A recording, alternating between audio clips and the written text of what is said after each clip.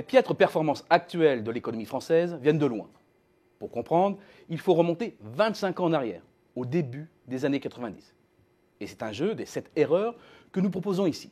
7 erreurs de pilotage majeures qui nous expliquent les problèmes structurels de l'économie française d'aujourd'hui. La première, sous l'ère Mitterrand, c'est la politique trop rigide du franc fort.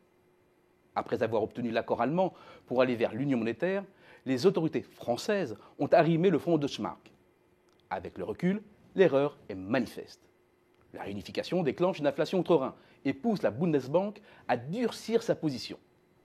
Les taux courts allemands grimperont jusqu'à 9,5% en 1992.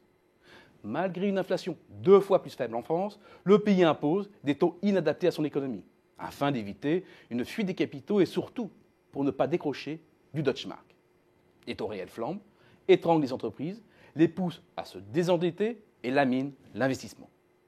Mais surtout, la peseta espagnole, la lire italienne, puis la livre britannique sont dévaluées alors que le franc continue de vouloir coller à la devise allemande. Ce choix va être payé au prix fort dans la décennie 90 et au-delà. La perte de compétitivité entraîne la dégringolade des filières françaises dans les produits de consommation.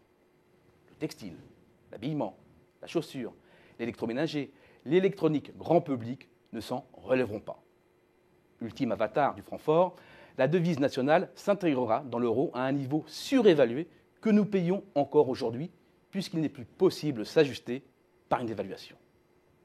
La deuxième erreur est fiscale, et il nous faut revenir ici sur le traité de Maastricht. On pourrait certes discuter sans fin du bien fondé des fameux critères choisis pour aller vers l'euro. Mais ce qui importe ici, c'est le chemin suivi par le gouvernement Juppé pour les respecter, et notamment le fameux 3% de déficit public. En 1995, les comptes publics de la France sont dans le rouge. 2 ans plus tard, le défi est relevé. Mais plutôt que de réduire les dépenses publiques, la décision politique se porte sur une violente pression fiscale, comme le montre l'explosion du taux des prélèvements obligatoires. La consommation est cassée et la croissance rechute. La troisième erreur est géoéconomique. Industriels, experts économiques, hommes politiques prennent mal la mesure de la chute du rideau de fer et du déplacement du centre de gravité vers l'Est, notamment vers un pivot germanique qui trouve juste à sa porte, dans les anciens pays communistes, une main-d'œuvre bon marché. Les industriels allemands vont très vite saisir l'aubaine et tirer le meilleur parti de leur avantage géographique à proximité des PECO. Leur industrie met progressivement en place une économie de bazar, intégrant à ses chaînes de valeur une sous-traitance low cost.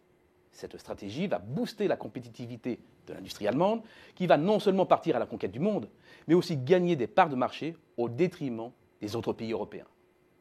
Quatrième erreur majeure, les 35 heures.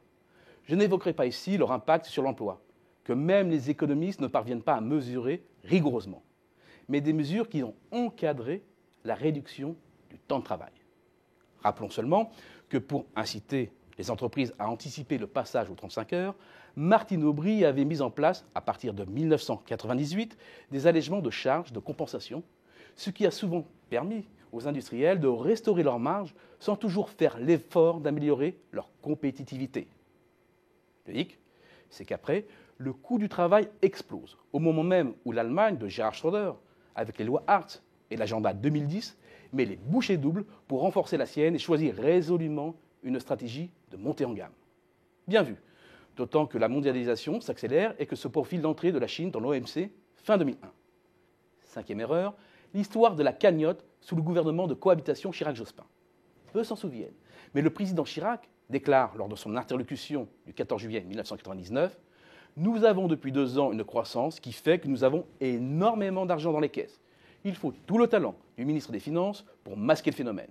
Il faut rendre aux Français une part de ce qu'on leur a pris. » Bilan, on soutient la demande et pas un centime ne va au désendettement, privant le pays d'une marge de manœuvre en cas de retournement de conjoncture.